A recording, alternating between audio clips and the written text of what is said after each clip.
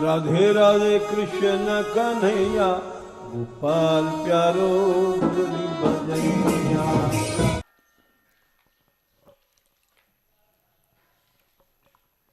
और आजकल की जो स्थिति है, उन दोनों में साम्य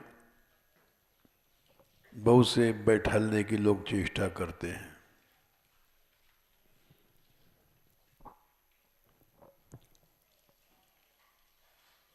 लगभग 60 वर्ष पुरानी बात है या कम होगी। हम वृंदावन गए थे परीक्षा देने।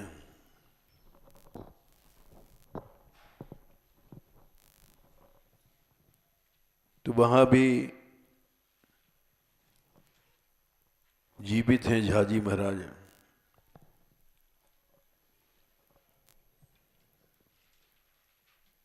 उनसे वेदांत पठन करते थे। कुछ स्वामी जी लोग थे, अखंडानंद जी के शिष्य, और हम भी। तो वहां ये चर्चा चली थी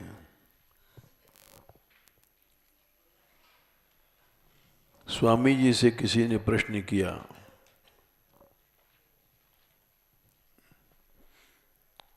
कि पंचम स्कंध में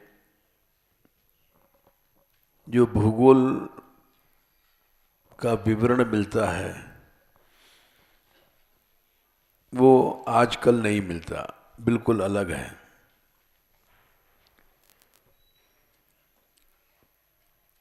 उसमें दूध का समुद्र, दही का समुद्र, छाछ का समुद्र, ये सब उसमें भूखंड के भीतर आते हैं। सातों द्वीपों के भीतर 7 समुद्र हैं।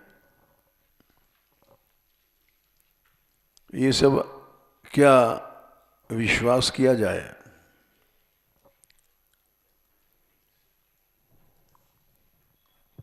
तो एक बड़ा गंभीर प्रश्न था। श्रीमद् भागवत के 5वें स्कंद में ये मिलता है।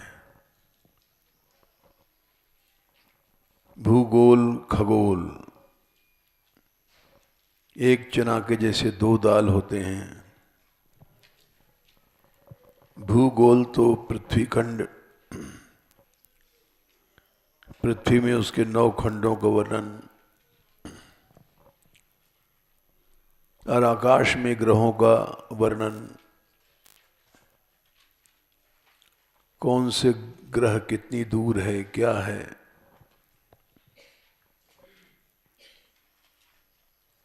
इसमें विषमता है, क्योंकि बहुत सी चीजें जैसे न कहीं दूध का समुद्र है, न दही का है, न मट्ठा का है, न कहीं मधु का है, न कहीं ईख का रस है। इनमें हम आस्था कैसे करें?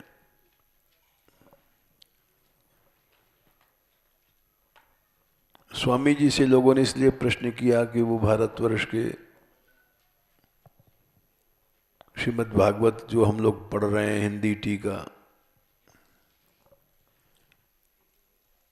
वो उन्होंने और एक विद्वानों ने और मल के लिखी है। उससे सारी जनता को लाभ हुआ।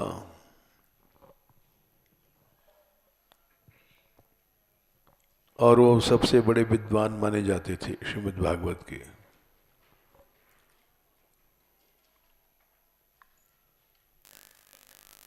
तो हम भी वहाँ बैठे थे, जो चर्चा हो रही थी क्योंकि हमने भी उत्कंठा थी कि सच बात है, अब कहीं छाछ का समुद्र नहीं है, दही का समुद्र नहीं है। ये सब ग्रंथों में लिखा है, तो मानना चाहिए, मानना पड़ता है। तो उत्तर बड़ा निराशाजनक था, क्योंकि उत्तर में विनोद छिपा हुआ था।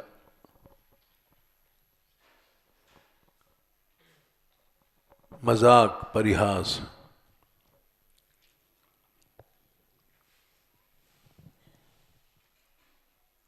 अभी जीवित हैं बेचारे झाजी महाराज।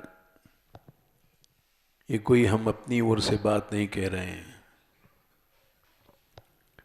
हमने कहा स्वामी जी ने क्या उत्तर दिया? बोले जिस दिन 5वां स्कंद लिखना था उस दिन वेदव्यास जी सो गए थे, नींद आ गई थी, और उन्होंने स्वप्न देखा था, और स्वप्न में ये सब बातें आई, उसको लिख दिया उन्होंने।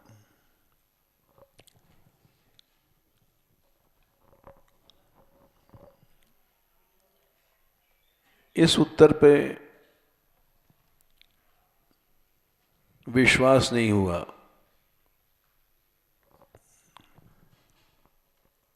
क्योंकि वेदव्यास जी का सब शब्द वेदों का सार है,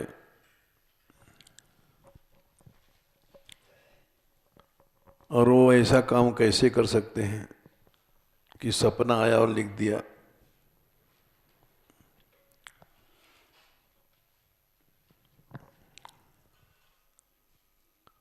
और लिखा है सब सत्य, ये भी मन कहता है, चाहे कुछ भी समझो। वो शंका बनी रही,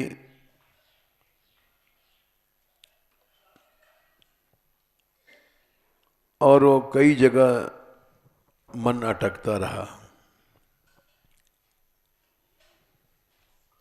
एक बार मैं महाभारत पढ़ रहा था, उन्हीं दिनों की बात है, मन समाधान ढूंढ रहा था।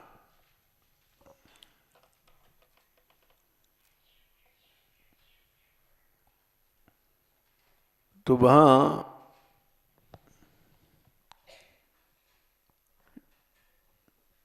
ठीक से याद तो नहीं, लेकिन संस्कार है पुराना। द्रौपदी जब पांडव लोग वनवास कर रहे थे जुए में सब कुछ हार करके 12 वर्ष के लिए,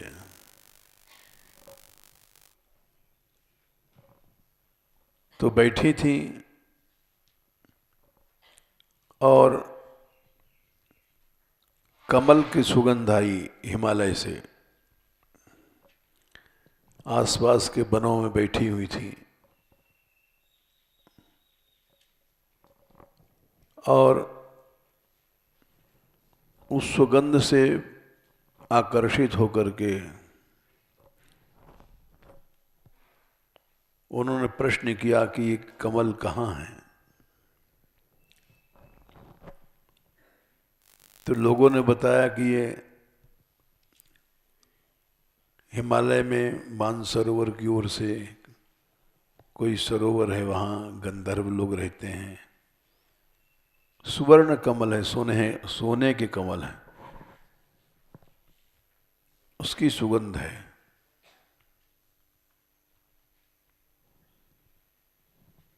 तो उसको कौन ला सकता है? भीम ने गदा उठाई, बोले मैं लाता हूं अभी।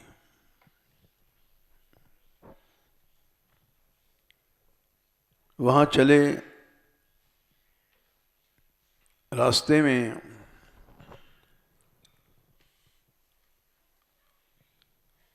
हनुमान जी मिले। इसी से पता पड़ता है कि हनुमान जी का कृष्ण भक्तों से कितना प्यार है।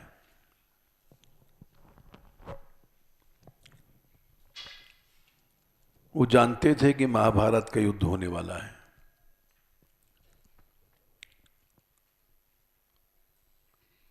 वे जानते थे कि पांडव लड़ेंगे। वे जानते थे कि युद्ध होगा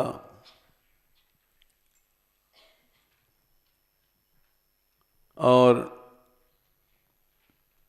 पांडव अकेले हैं। पृथ्वी के राजाओं को अधिकतर दुर्योधन ने वश में कर रखा है।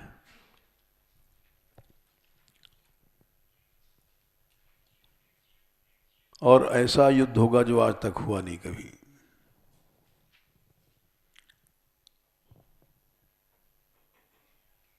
तो इसलिए पांडवों की सहायता करनी चाहिए।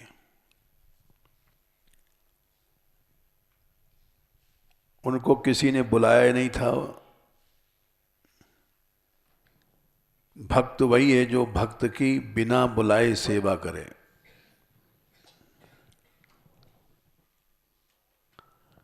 अजात शत्रुवः शांताः साधवः साधुप्रिया। कपिल भगवान ने भक्तों को जो लक्षण बताया 3 स्कंद में 25वें अध्याय में 21 है। अच्छा 25 का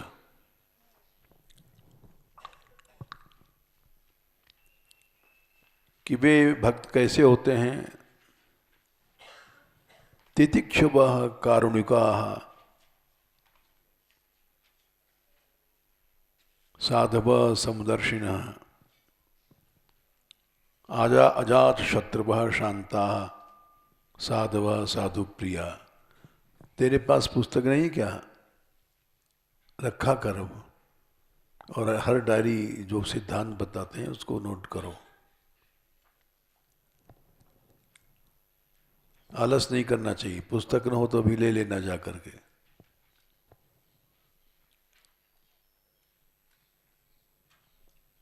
इसको भी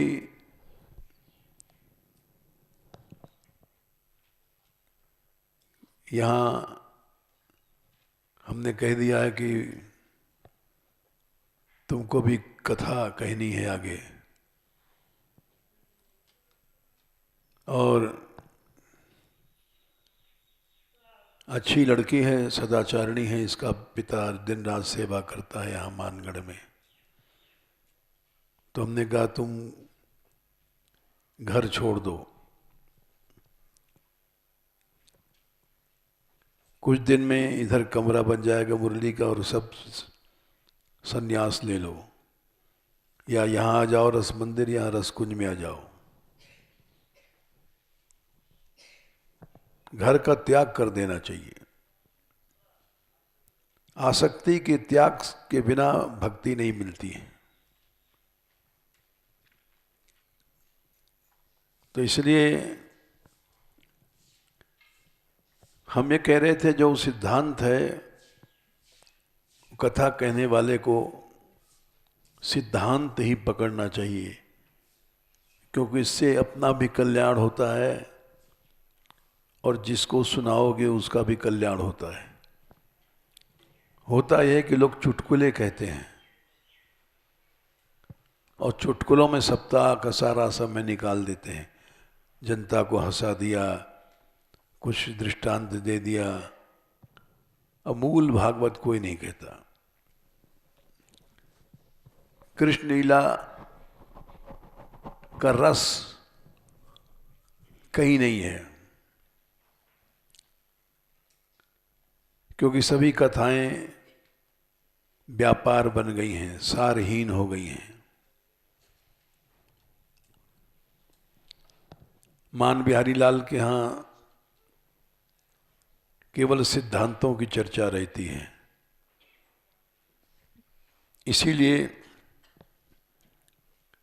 यहाँ जो सेवा है वो श्री जी कृपा से कहीं नहीं है।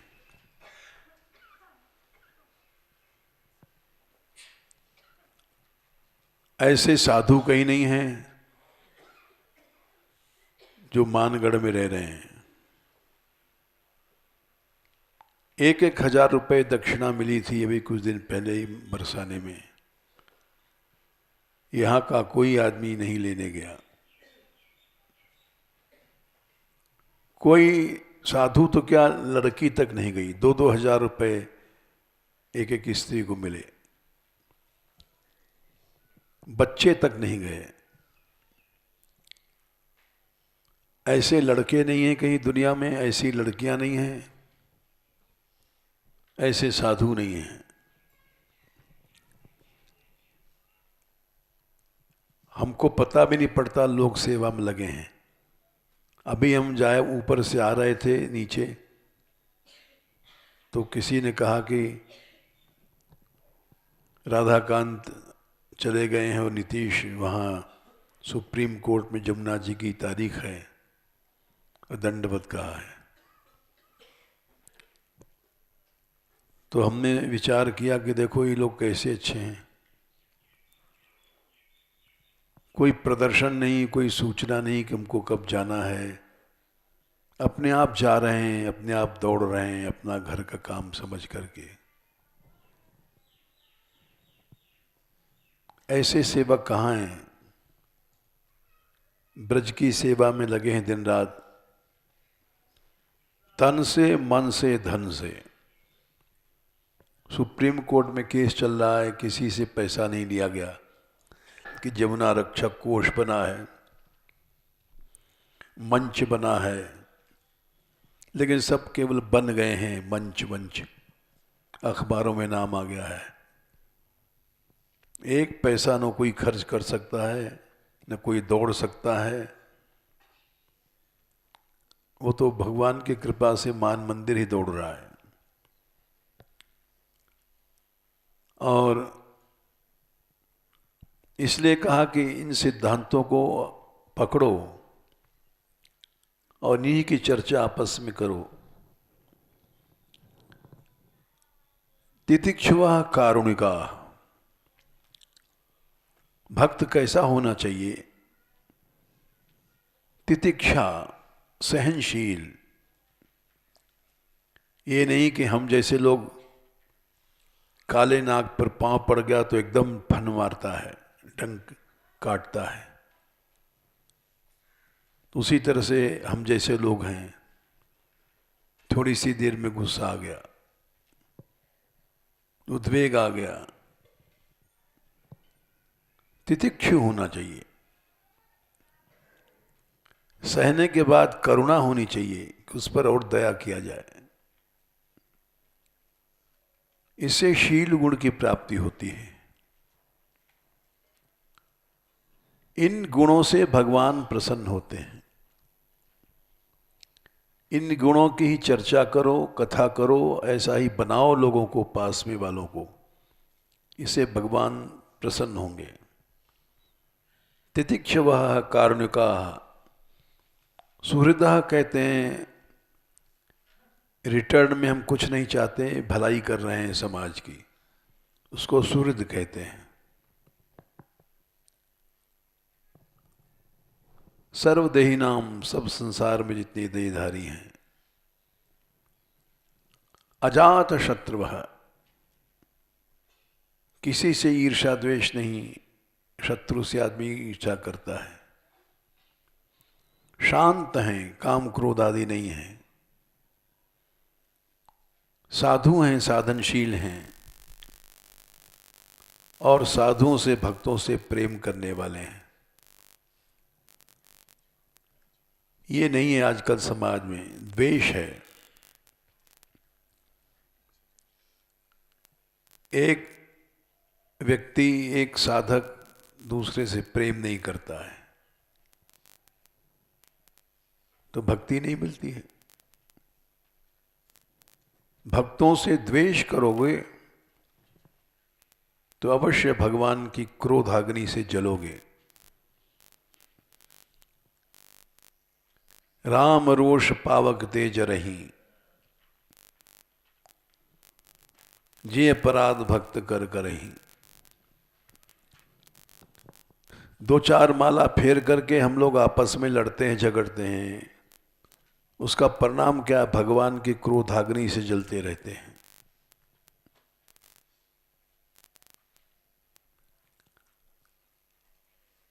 और भयंकरता है समाज में, एक आचार्य दूसरे की निंदा कर रहा है, एक संप्रदाय दूसरे संप्रदाय से चिढ़ रहा है। ये क्या है? सब भक्तापराध है। आज देश की दुर्दशा क्यों है? क्योंकि हम लोग वास्तव में भगवान की कृपा नहीं पा रहे हैं। भगवान की क्रोधाग्नि से समाज जल रहा है। नहीं तो भगवान तो अवश्य रक्षा करते हैं, ऐसा हो ही नहीं सकता।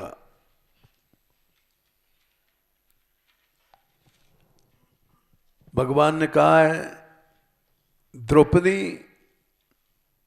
आकाश फट के नीचे आ जाए, पते द्यौर हिमवान शीरियत, हिमालय के टुकड़े टुकड़े हो जाएं, पृथ्वी शकली भवेत,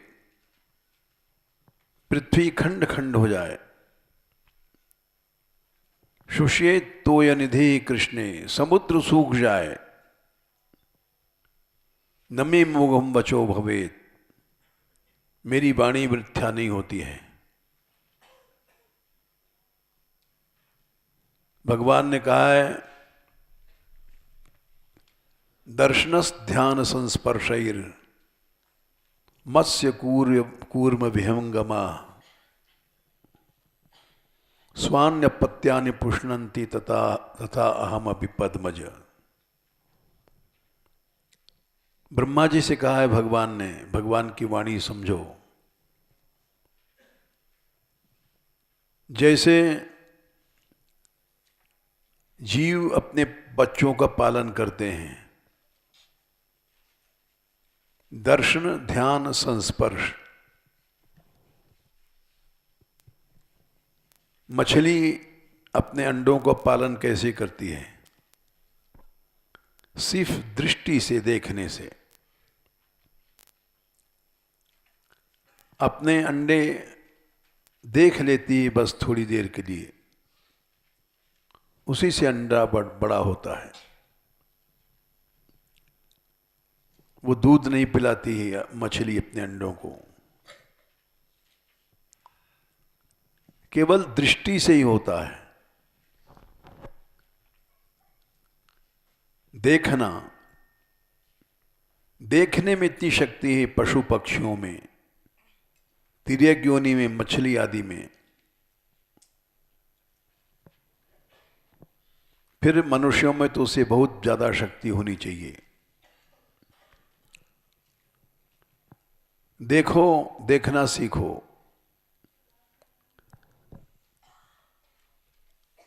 पवित्र भाव से देखो। मीरा ने कहा था, मेरी आंखें अगर प्रभु को छोड़ करके इधर उधर देखें,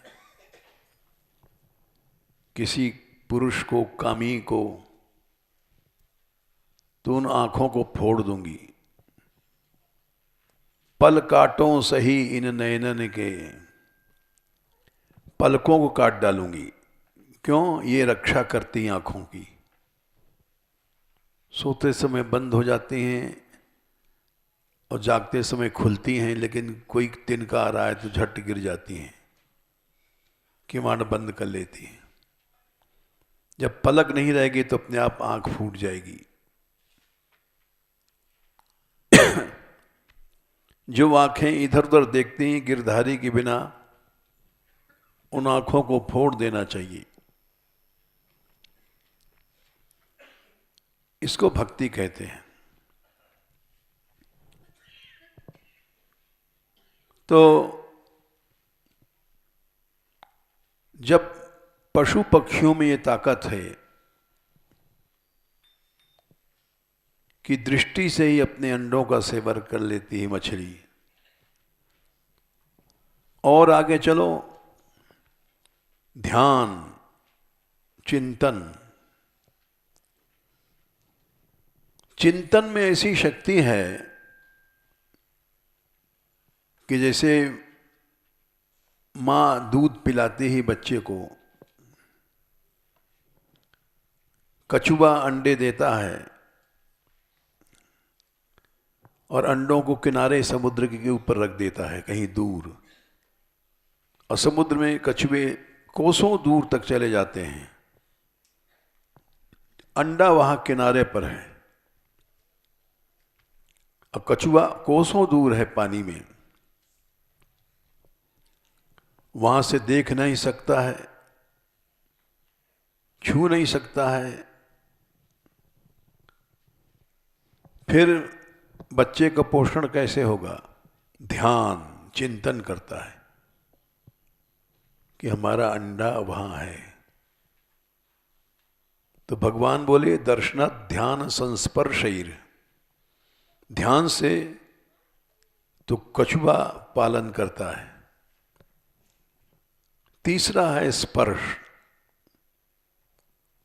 पक्षी लोग अपने अंडों को पंख के नीचे, हमने देखा है, कभी देख लो कबूतर बैठे हैं, अपने अंडों को अपने पंख से ऐसे से स्पर्श करते रहते हैं, छूते रहते हैं, उसी से अंडा बढ़ता है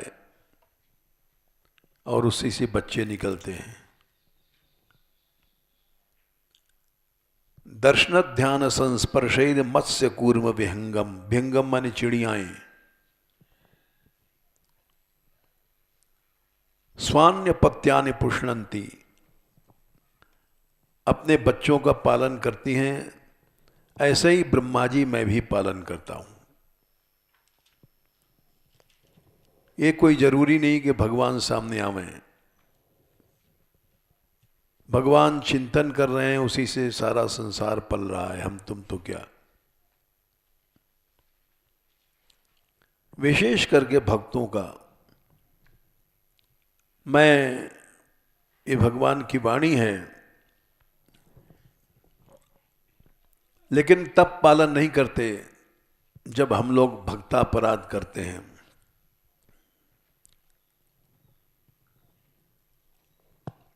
तब क्रोधाग्नि से जल जाते हैं हम लोग। आज हम ही लोगों ने समाज का नाश कर रखा है।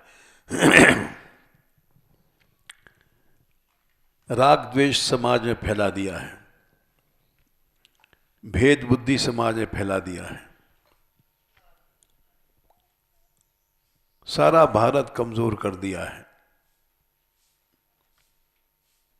तो भगवान क्या करें? भगवान तो इतने भक्तवत्सल हैं कि उन्होंने कहा है कि सनकादिक से तीसरे स्कंद के 16वें अध्याय में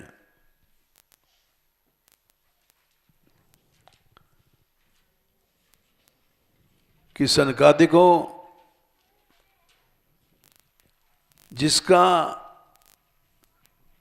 जिसकी चर्चा, जिसकी कथा, जिसका यश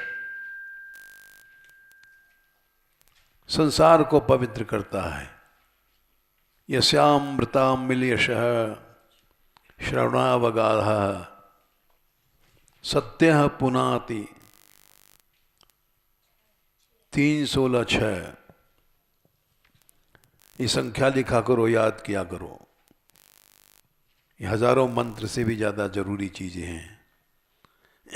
कथा में चुटकुले नहीं कहना चाहिए, उससे कथा का सार खत्म हो जाता है, कल्याण नहीं होता।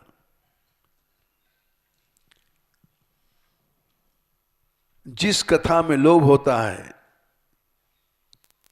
आज जितने पंडित हैं हम जैसे लोग, वो लोभ से कथा कहते हैं।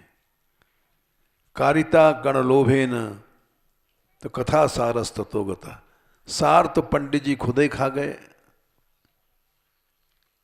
लोभ से कथा कह रहे हैं। तो कल्याण क्या होगा जनता का। इसलिए सार बात कहा हो, कथा में जो सार वस्तु क्या है जिससे भगवान का आश्रय मिलता है,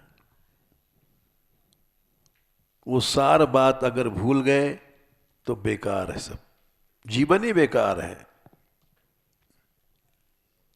साधु बनना ही बेकार है।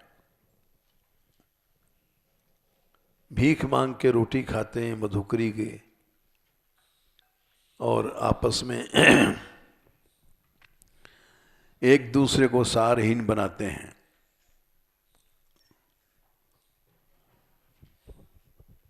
ऐसा सारहीन बना देते हैं कि हम अभी सोच रहे थे, एक पिछला कैसेट सुन रहे थे, कोई बजा रहा था, आधो नाम तारी हैं श्री राधा गाया था हमने। उसमें बीर बाबा बड़े उछल रहे थे राधा नाम पर। बड़ा अच्छा साधु था। परसों हम उनके उत्सव में गए थे। हमको 62 साल हो गए यहाँ रहते, ऐसा साधु हमने नहीं देखा।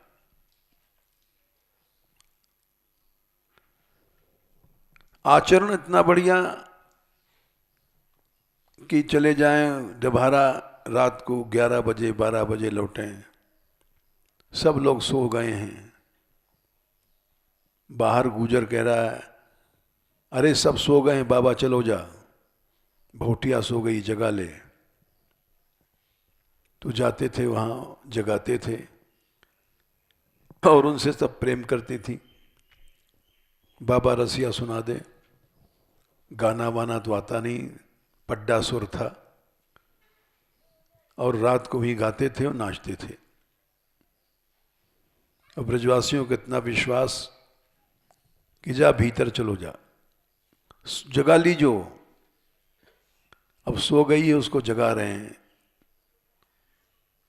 अब वो गाली दे रही है, मर नहीं पूते, अब मैं सो गई, अब तो उठूं और तो दूध दूं। इतना दूध लाते थे दोनों हाथों में उठा करके, और कोई भी संत भूखा रहता था उसको खवाते थे, फिर खाते थे। उसके बाद श्री जी के मंदिर जा करके रात भर पंखा खींचते थे। बस दिन में 1-2 घंटा सो लेते थे। दिन में भी भिक्षा दूसरे की नहीं खा, अपने आप भिक्षा मांगते थे, कभी बरसाना कभी चिकसोली, किसी से पैसा नहीं लेते थे। और क्या आचरण, लेकिन एक कमी थी उनमें कि चतुर नहीं थे। उनको लोगों ने बहका दिया था, बिलासगढ़ चले गए थे, यहाँ रस नहीं है। जो रसिक लोग हैं उन वो आकर के और कथा भी सुनना छोड़ गए थे हमारी। हम तो रस पिएंगे, बस केवल महावाणी सुनेंगे और कुछ नहीं। तो उनको रसिक बनाया, रसिक बना करके बिलासगढ़ ले गए थे भगा करके। फिर गुजर लोग गए उनको पकड़ के लाए, बाबा तेने क्यों छोड़ दियो मान मंदिर। इसी तरह से उन्होंने इलाज में,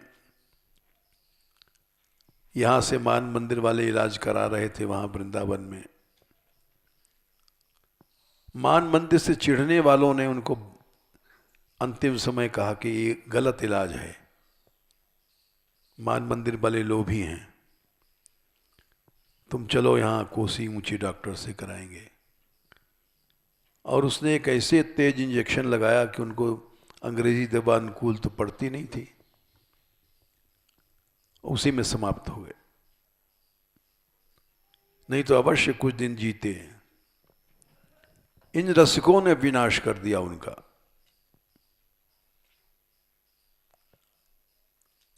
ऐसा रस पिलाया कि मान मंदिर कहाँ तक कहते थे हम मर जाएंगे हटेंगे नहीं। सब उनके संकल्प कुसंग से हट गए। रस नहीं पिलाया, इन्होंने विष पिलाया। वो चतुर कम थे, उसी का फल भोगना पड़ा उनको। तो हमारे समाज में ये कमी है साधवा साधु प्रिया, कि भक्त को भक्त से प्रेम करना चाहिए। यही बात चौथे स्कंद में भी कही गई है, शायद 12वें अध्याय में होगी। तितिक्षा करुणया मैत्र्या चाखिल जंतुषु।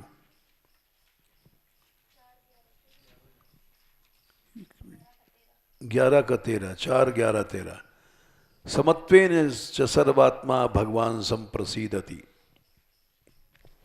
सहना सीखो, और सह करके साथ साथ करुणा जरूर है, उसी पर दया करो और उसी से मैत्री करो। हालत समाज की बहुत खराब है। यहाँ वृंदावन के नहीं, हम छोटे से थे कुंभ मेला में, तो हम वहाँ 1 महीना रहते थे, माता जी भी रहती थी हमारी। तो बड़े बड़े मंडलेश्वरों के यहाँ रहते थे, क्योंकि हमारे पिताजी बड़े नामी थे, उनके कारण हम लोगों को वैसी जगह मिल जाती थी, बिना शुल्क के, बिना कुछ लिए दिए। तो निकट से देखा है, एक मंडलेश्वर दूसरे मंडलेश्वर के ईश्वर से प्रेम नहीं करता है। समष्टि कहते हैं भंडारा में, उसकी समष्टि ऐसी हुई तो उससे बढ़ के हमारी होनी चाहिए। ये बात हमारे यहाँ चली आ रही है, हमने बचपन से देखा। और वृंदावन में तो नंगा ही नाच है।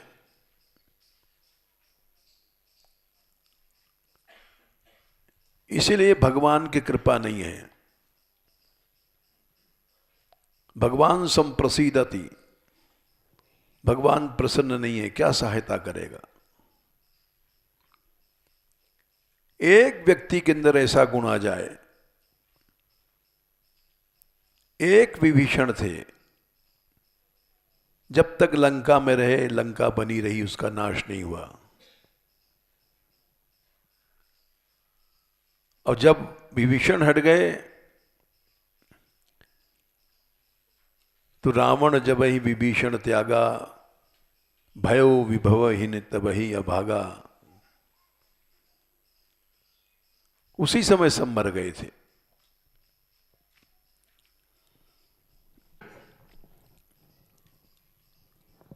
यही बात हमारे बाबा ने हमसे कहा था जब ब्रज में आए थे। बोले यहां सब गुण है, एक अवगुण है। जेते हरि के धाम, काम क्रोध क्रीड़ा करें, भगवत या कलिकाल में कहो जीव कैसे तरे। कैसे उद्धार हो सकता है जीवों का? हो ही नहीं सकता। भगवत धामों में काम क्रोध यानी राग द्वेष का नृत्य हो रहा है। खेल खेल रहे हैं सब काम क्रोध इत्यादि।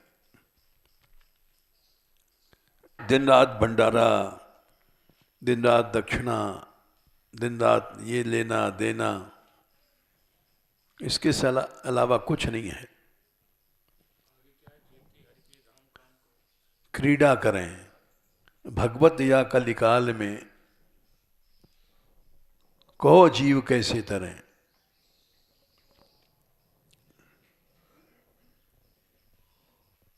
इसीलिए व्यास जी ने लिखा है कि पुराने संत ऐसे थे कि जब दीखत राजसी लय पाथर ले मारत। कोई बाहर का राजसी आता था तो पत्थर लेके मारते थे। और आजकल हम लोग, कोई पैसा वाला होता है तो उसके जूतियों को सिर पर उठाते हैं कि कुछ दे जाए। सारहीन बना दिया कथा को, समाज को, धर्म को।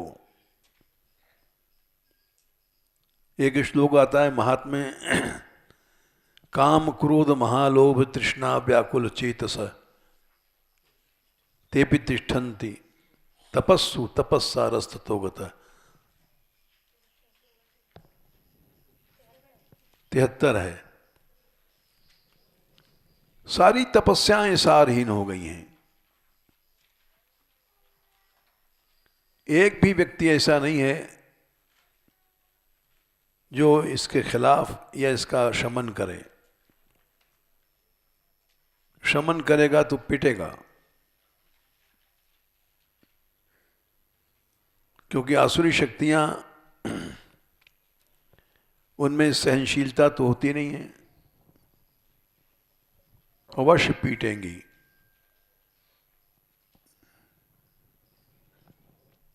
इसलिए हम ये बता रहे थे, प्रसंग था, हनुमान जी गए कमल लेने के लिए,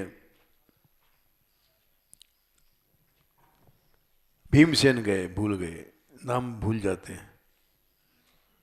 अभी कुछ क्लॉट का असर है, कभी कभी भूल जाते हैं।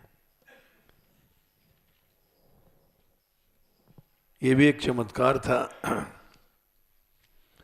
मौत के दरवाजे पर जाकर के हम लौट आए भगवान की कृपा से। ये सब क्लॉट सिर के भीतर आ गया था, और डॉक्टरों ने कहा था कि इनका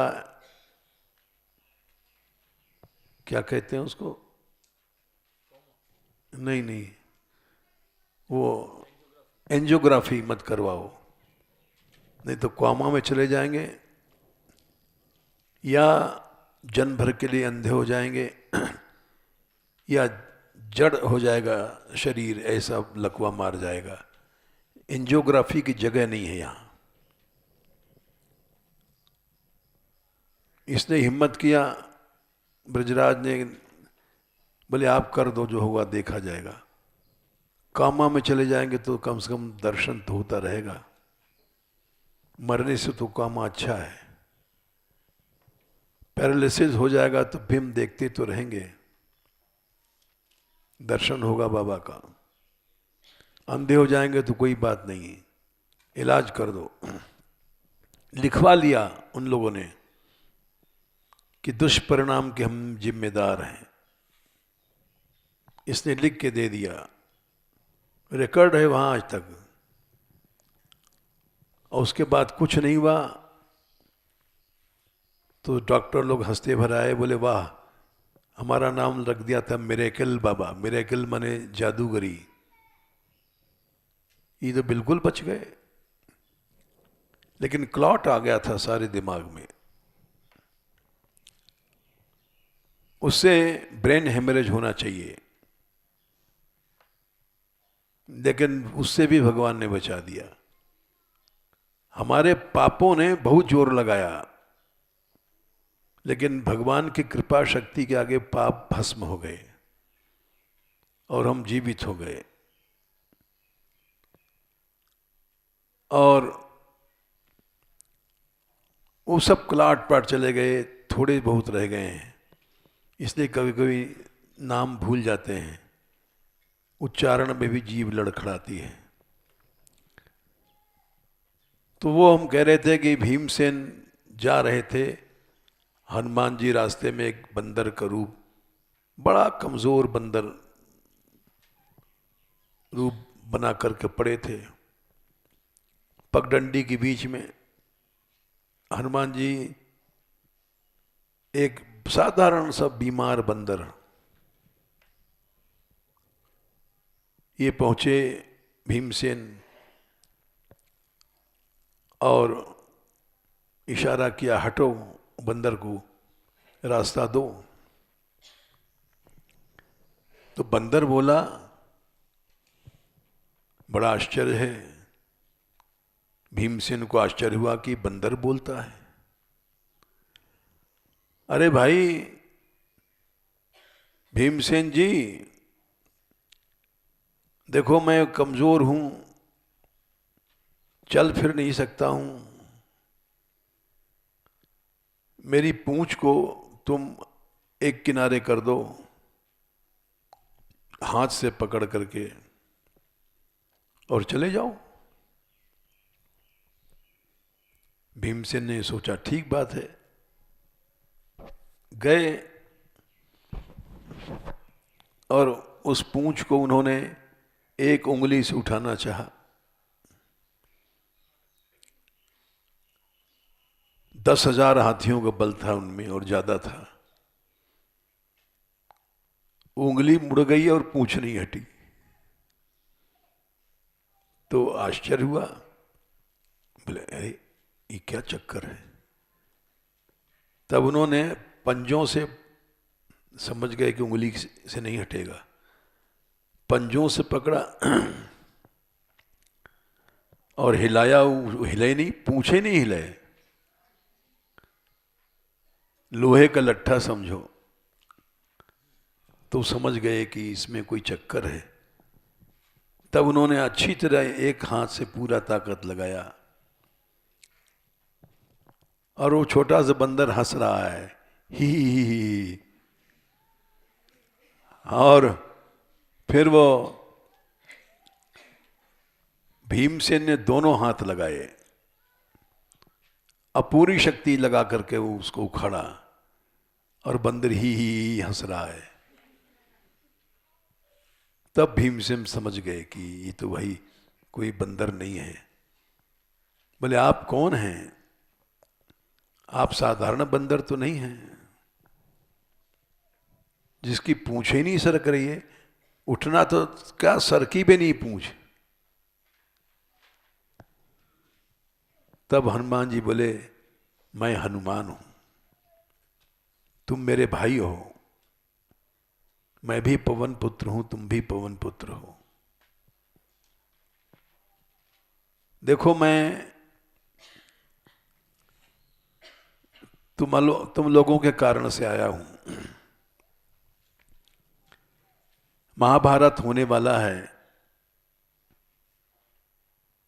इसलिए मैं आया हूं। इससे पता पड़ता है भगवान का कितना, हनुमान जी का कृष्ण भक्तों में कितना प्यार है। और आजकल हालत यह है, आजकल की हालत तो चर्चा ही करना बेकार है, बड़ी गंदी है, अपराधमयी हालत है, प्रवृत्ति है। विशेष करके रसकों की, जो रस पीते हैं और रस का दावा करते हैं, उनमें संकीर्णताएं हैं और संकीर्णताओं के कारण राग द्वेष ही अधिक है। अन्य लोगों को रसहीन बताना, आलोचना करना, निंदा करना। तो भीमसेन, महाभारत होगा तो उन्होंने बताया भयंकर युद्ध होगा। तो उन्होंने कहा कि हनुमान जी से तो आप हमें सहायता देंगे ना? बोले मेरा तो उचित नहीं है, क्योंकि दो पक्ष लड़ते हैं, तो मैं कैसे लड़ सकता हूं? ये अयुक्त होगा। लेकिन तुम लोगों की सहायता अवश्य करूंगा, लड़ूंगा तो नहीं। लड़ाई तो राम के समय जो युद्ध हुआ था उसके साथ मेरी लड़ाई खत्म हो गई।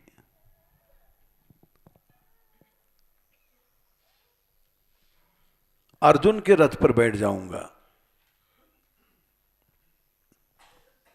और ज्ञानेश्वरी टीका में लिखा है, संत ज्ञानेश्वर ने, सिद्ध ने, कि हनुमान जी जब देखते थे कौरव प्रबल हो रहे हैं तो गर्जना करते थे, उसी से कौरव शक्तिहीन हो जाते थे। और कम से कम दुगनी के बराबर सेना थी। इनकी सेना से बहुत बड़ी सेना थी, 11 क्षोणी सेना थी कौरवों की, और इनके 6 क्षोणी थी। 6 दूनी 12, 12 में से एक क्षोणी कम है, यानी दुगरी के बराबर सेना थी कौरवों की, और पांडवों की छोटी सी सेना थी। लेकिन हनुमान जी गर्जना से सब मूर्छित हो जाते थे।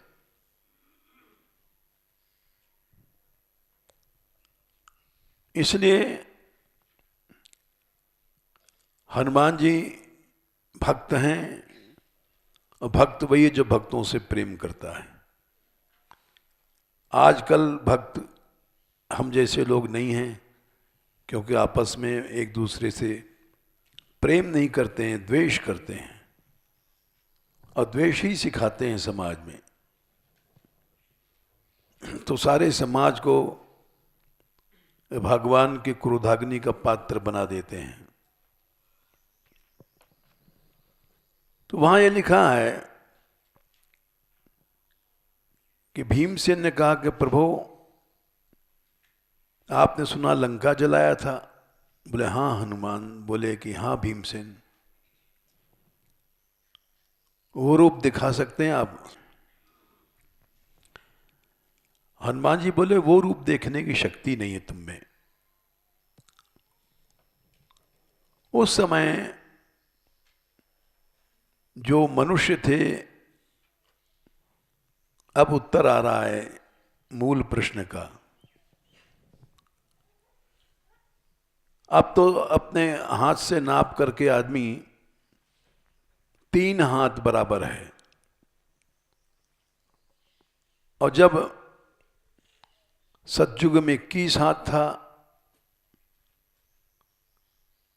फिर 14 हाथ हुआ त्रेता में, फिर द्वापर में 3.5 हुआ, कलयुग में 3 है, 7 हुआ, 7 के बाद 3 है। तो युग के प्रभाव से सब मनुष्यों की स्वास्थ्य लंबाई सब घट गई है, पेड़ों की लंबाई घट गई हैं। युग के प्रभाव से पृथ्वी बदल रही है। वहां लिखा है उस जमाने में जो पृथ्वी थी, इस जमाने में नहीं है, बदल चुकी है। तो इस उत्तर से हमको संतोष हुआ। उस जमाने में जो भूगोल था, अब नहीं है। सब चीज बदल रहा है,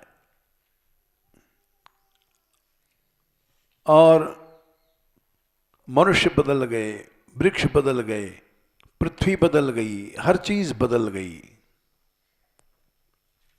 इसलिए यह कहना गलत है कि व्यास जी सपना देख रहे थे। जो कुछ लिखा है सब सही लिखा है।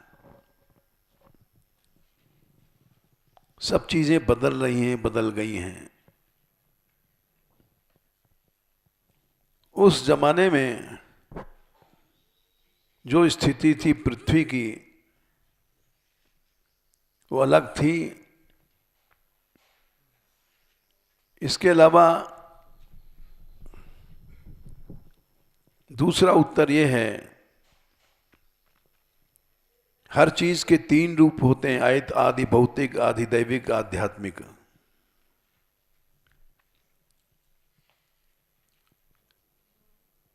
जो पृथ्वी है, इसका अधिदैव क्या है? गौ को रूप धारण करके जाती है, भगवान से प्रार्थना करती है। ये अधिभूत जो दिखाई पड़ रहा है, मिट्टी, पहाड़, नदी, ये अधिभूत है। इसके भीतर अधिदैव रूप है, वो अलग है। और भूत आधिभूत में अध्यात्म हो जाता है, वो अलग है।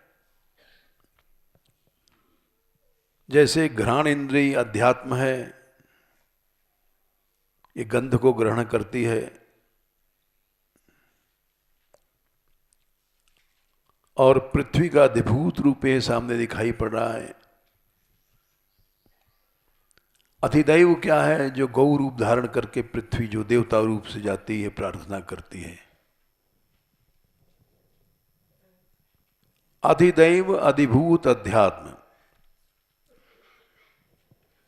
तो वो जो रूप है, अधिदैव रूप का वर्णन किया गया है। लवण का समुद्र है, दधी का समुद्र है, छाछ का समुद्र है। अधिभूत से उसकी तुलना नहीं करनी चाहिए, क्योंकि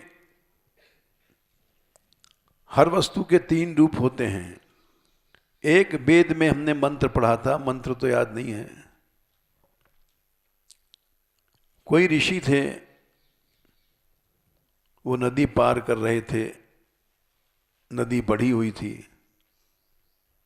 तो उस मंत्र में उन्होंने प्रार्थना किया, नदी ने मार्ग दे दिया। अब कहाँ हो सकता है? फ्लड आ जाए, बाढ़ आ जाए, चिल्लाते रहो, कुछ नहीं होगा, क्योंकि तुम केवल अधिभूत तक पहुंचे, अधिदैव तक नहीं पहुंचे।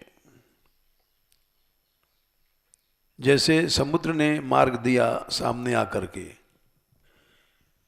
राम समुद्र पार करना चाहते थे, समुद्र आया और भगवान को प्रणाम किया और मार्ग दे दिया। ये क्या था? अधिदैव।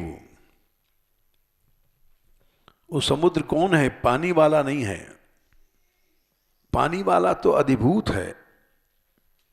अधिदैव समुद्र आया। भागवत में भी आता है, सिंधुर्वश्रियः पते। यमुना जी बढ़ रही थी,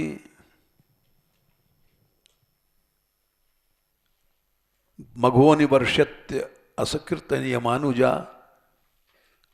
ये आता है भागवत के 10वें स्कंद के 3रे स्कंद के बाद, शायद 4थे में आएगा।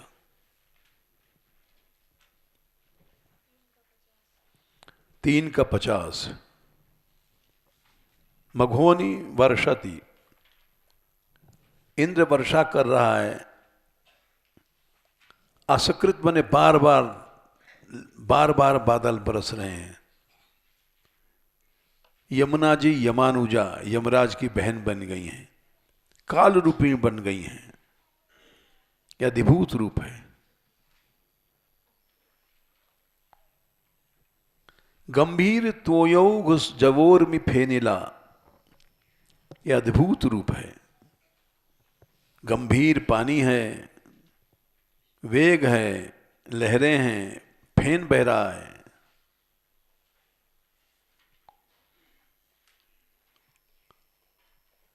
भयानक आवर्त शताकुला नदी, बड़ी बड़ी भावरें पड़ रही नदियों में। भयानक आवर्त, यह अधिभूत रूप है जमुना जी का। लेकिन मार्गम ददौ सिंधुरिव श्रियः पते, यह आगा अधिदैव। उन्होंने रास्ता दे दिया। बोले क्यों?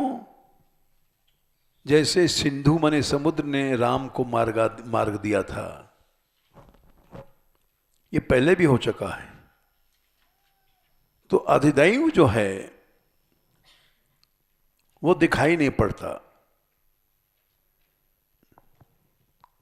अधिभूत दिखाई पड़ता है। तो श्रीमद् भागवत में जो कुछ लिखा है, अधिदैव की दृष्टि से लिखा है, और हम उसको अधिभूत में मिलाते हैं, इसलिए मेल बैठता नहीं है। और कहते हैं व्यास जी ने सपना देखा, ये किया, या गप्प लिखा हुआ है। ये प्रसंग अभी बाकी होगा, कल होगा, समय हो गया।